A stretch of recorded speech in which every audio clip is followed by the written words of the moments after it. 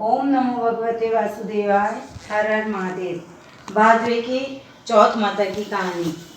एक साहूकार था, उसके 4 लड़के थे और 4 बहुएं थी। सास व्रत उपवास कुछ भी नहीं करती थी और ना ही बहुओं को करने देती थी। बहुएं परेशान होकर अपने अपने पत्नियों से बोली कि आप लोग अपनी माँ को पियर छोड़ आओ, ताकि हम सुख से व्रत उपवास धर्म पुण्य आदि तो कर सकेंगी ना। तो सब ने माँ को पियर छोड़ दिया। अब सब बहुओं ने चौथ माता की पूजा की और रसोई बनाई।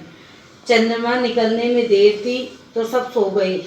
चंद्रमा जी बहुत ऊंचे आ गए तो छोटी बहू की अचानक नींद खुली।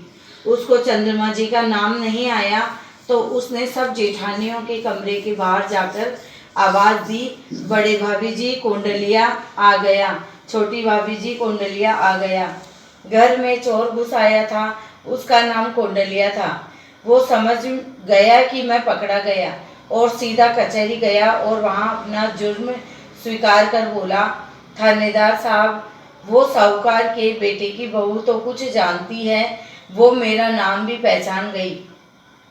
थानेदार ने साहूकार को बुलाया और पूछा कि तुम्हारी बहू तो बहुत जानकार है, चोर का नाम पहचान लिया, बहू को बुलाओ।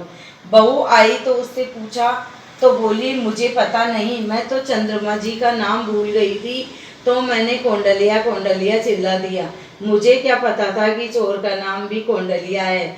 इस पर राजा ने उसको बहुत सा धन दिया और उसके घर में चौथ माता टूटी। साहूकार अपनी पत्नी से बोला कि ये सब धन तो बहू के प्रताप से ही आया है।